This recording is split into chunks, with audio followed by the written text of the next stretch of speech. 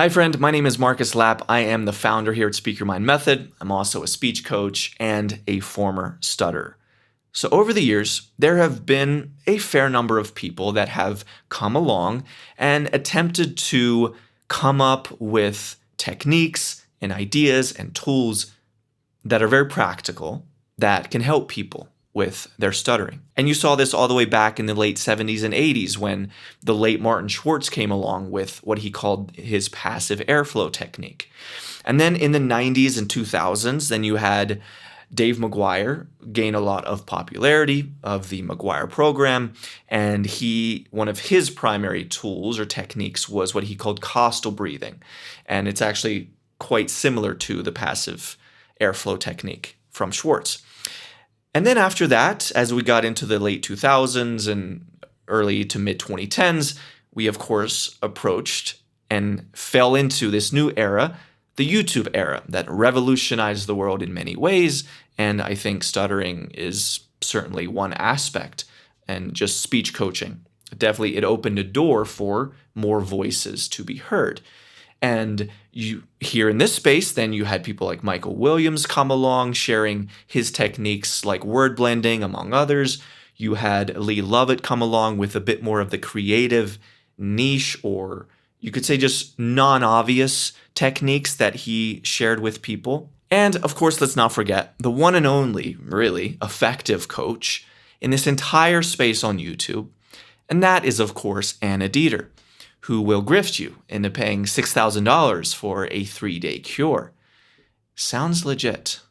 You guys should just go and just do that. I don't even know why you're listening to me at this point. It clearly works. Anyway, if you've seen my work in the past, you've no doubt heard me talk about the value of what I call tools. You could just call them speech techniques. Lee Lovett calls them crutches. Whatever you want to call them. Let's just say techniques. That's like the universal term, I would say, for what I call tools. So what I want to explore today in this video is not any tool in particular. That's not what it's about. Instead, let's explore a bit of the psychology behind why tools are not only powerful, but also why I believe they are indispensable. I truly believe the vast majority of people who stutter, who want to overcome it, you need tools to empower you along the way. They are indispensable. So let's get into it. 3 reasons, that's what I'm going to share with you. 3 reasons tools are indispensable on your fluency journey. Reason number 1, tools give you options. This is where it starts, and this is why tools are so powerful. Tools give you options. So let's talk about it. Robert Greene, my favorite author, changed my life, no lie. This guy is incredible. In one of his books called The 33 Strategies of War, he has a quote in there that I really like and that really shows something about the ability to rise above an obstacle. Obviously, in the book on war, Robert Greene talks about it in the context of war, but it's very much applicable to many other aspects of life. So I'm going to share the quote, and then we're going to talk about how this looks through the lens of speech. So here's the quote. "The essence of strategy is not to carry out a brilliant plan that proceeds in steps. It is to put yourself in situations where you have more options than the enemy does." Do you see what's happening here? And anybody who knows history, and Robert Greene knows his history very well, he's been diving into it for decades. If you study the history, specifically the history of war, you know that it's not the army that has the perfect plan that wins, generally. It's usually the army that's adaptable, that is able to make swift decisions, to change strategies on the fly. Again, it's the army that has more options. So how does this apply to speech? Well, it's not so much about having the perfect step-by-step plan that you have in your daily routine. As important as that is, that's a lot of what I help people do. Of course, that's really important to have a daily routine, to have some discipline, and to put in that effort. But do you know what's more important? It is when you are ordering coffee, when you are talking on the phone, when you want to interview for a job. What's more important is that you have options when your first option isn't working. What are you going to do then? In the moment, what do you do? That's even more important than the exact step-by-step plan or step-by-step process that you are in. You need to have more options than just whatever happens, happens. So let me give you an example here. What does this look like in the real world? So let's say I'm just lounging around being lazy on a Sunday afternoon, and I decide that I want to indulge in some Thai food, some takeout, right? I just want to be a marshmallow on my couch. So I'll call them up, and here's what an option looks like, or options. Instead of me saying when they answer, I would like to place an order, please, for takeout, you know what I can say? I can say, yes, hi, could I please place an order for takeout? I can add a couple words at the beginning. That's one little option. It sounds like the most subtle, basic thing, but this can be one of the most powerful things you can do. It's what I call springboards. Help springboard your way into what you want to say. And then let's say, once you got through that first part, they might say, okay, what do you want to order? And then I might use a tool where I go, yeah, I will have a shrimp pad thai. So what did I do there? I used basically word stretching on the word shrimp. So I was like, I would like one shrimp pad thai. Stretched it out. That's word stretching. Options. I didn't force myself in this hypothetical example to be like, I want No, I said, I want shrimp pad thai. I didn't rush through it, didn't push through it if it wasn't going to go smoothly. I allowed myself to settle into just that word, get it out with a nice stretch, and then move on. And then finally, if they ask, do you want that mild or spicy? Then I might bring in a tool that I call the soft landing. And I might be like, I will have the spicy, please. Where you're just ending the words very intentionally and you're not cutting it off. You're not being like, I will have I would like the spicy, please. So without any alternative options in your speech as you go about your day, then you're kind of stuck and you're just hoping that things are just going to go well, because if they don't, there's nothing to fall back on. There's nothing to redirect towards if you don't actually have a toolkit available for you to use. As Robert Greene said, it's not as much about proceeding in steps and having a perfect step-by-step plan. It's about having more options than the enemy does in the case of war. And with speech, it's just about having more than one option at your disposal. So that's the first reason tools give you options. The second reason tools are indispensable is, and this all links together, this is options give you psychological relief. Tools give you options. What do options give us? Psychological relief. What am I talking about? It's not only the fact that tools give you options, that instead of having to say, I would like to order takeout, you can say, yes, hi, can I please order takeout? You can do that. That's what options are, right? Often it's even more simple than that. And often it's the power, and so much of it comes from simply the mental relaxation and the mental calm, the psychological calm you can feel. Simply knowing that you have options, regardless of whether you choose to or even need to actually use them. And that's such an underrated thing. As powerful as it is to learn all the tools that I teach, especially what I would call the big four, the big five. Like I have 4 or 5 that are at the top, like word stretching, over articulation, the hammer tool, the soft landing. And when you get really proficient at those, you'll find that you'll have certain times where you'll realize that you didn't even need to consciously use any of them, because in part, you were able to just speak freely because you had this calm within yourself, and you knew that if things do go a bit sideways, I have options. And that feeling itself, the psychological relief that that can bring you, is so powerful. And it's just great because it's kind of like having smoke alarms in your house where, yeah, they're just there. Like I have one right there. It's like it doesn't really go off. This one has never gone off in this apartment. But I sleep better at night knowing that I have smoke alarms in my apartment. And so it's kind of like that. Even if they don't go off, even if you don't end up using the tools, just simply being skillful, knowing that you can use them when you need them. It's incredible, the psychological relief that you get from just the sheer knowledge that you do have options. And finally, so tools give you options. Options give you psychological relief. What does that psychological relief lead to? I contend that it leads to more fluency memories. What am I talking about when I say psychological relief leads to more fluency memories? Memories is the important word here. So you could think of this as the stress gets turned down, as you become more skillful in using tools, and then you feel that psychological benefit. That starts to really open up this door and give you access to what you might call the power game of memory. What am I talking about?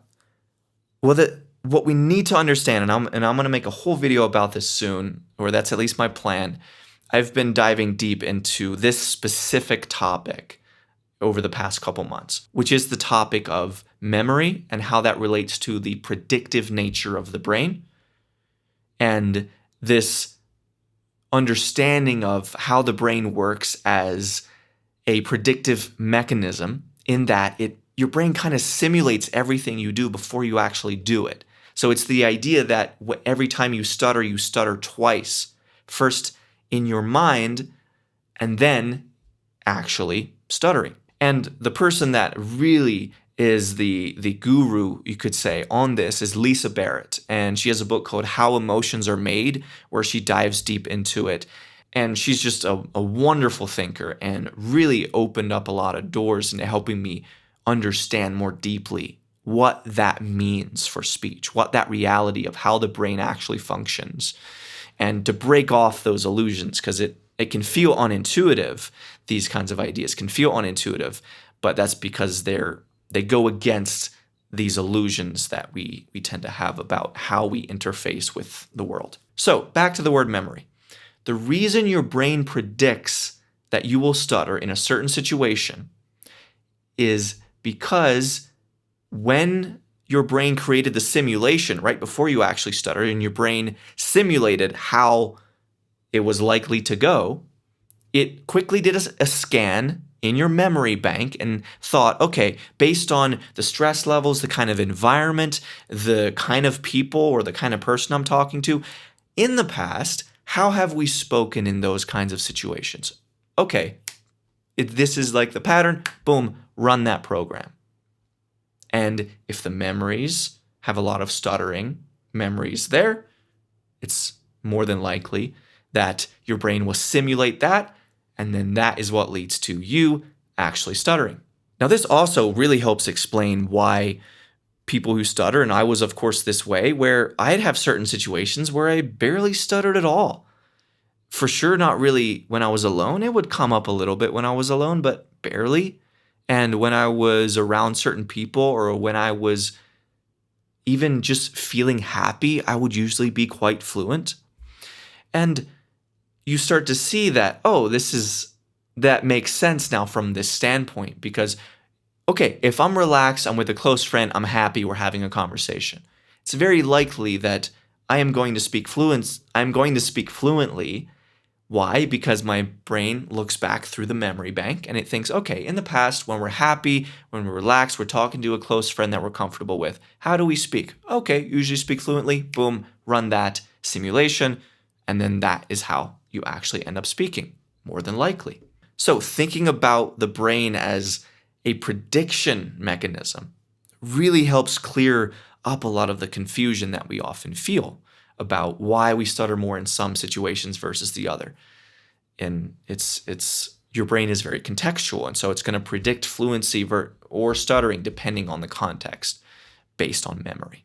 Now, okay, how do we start to change that? How do we get to the place where your brain simulates fluency in those situations where in the past it simulated stuttering? Well, this is where I contend that tools are your best friend, and they're the most reliable way to start to make that switch, to make that change. Because if you don't have a tool that you use that is different from the habit that you're in, then you're more than likely you're just going to run into the same habit, the same simulation in your mind, the same stuttering event, because there was no outside influence to knock it off of its normal course, to knock it off of its normal inertia. And very often it is tools like word stretching, articulation, the hammer tool, stopping and restarting, that put you in position to rewrite, or to instead, what would have been a stuttering memory, you now make it 50% more of a fluency memory. It might not be perfect, but it leans a bit more fluently, or leans a bit more to the fluency side. And then the next time, use a bit of articulation or something, and that time you completely said it fluently when perhaps if you hadn't used that tool, it would be another stuttering memory. Again, this is about memory. And what did you do as you use tools to increase the frequency of fluency memories? What does that do to your memory bank? It now gives your brain something new to think about the next time it approaches a situation. And it's like, oh, wait, it's the past few times we've been speaking a bit more fluently. Okay, let's kind of run that program. I guess that's what we're doing now. And your brain adapts. That's the nature of the neuroplastic brain. That's how it works. So in essence, this is what I think tools really bring to the table and why I teach these techniques. They give you the opportunity to plant more fluency memories than you otherwise would. And they also, on the flip side of that, they give you the opportunity to decrease the frequency of stuttering memories than you otherwise would. And this is all a battle of memory. This is all about memory. You stutter because your brain scanned and your brain looked at your history and said, okay, this is the memory, and then it did that. Now, it's a different conversation as to why were those initial memories there in the first place, right? That's not what this video is about. But with you, where you're at now, with years of stuttering behind you, in your past, now in your memory bank, that's just where you are now. We can safely and confidently say you stutter because you have all these memories of stuttering, okay? And that is what we are rewriting. We are providing the brain with more fluency memories and less stuttering memories, and tools can provide that like nothing else can, especially at the beginning for the first couple months, for the first few months. So, tools give you options. Options give you psychological relief, and psychological relief lead to more fluent memories, more fluency memories.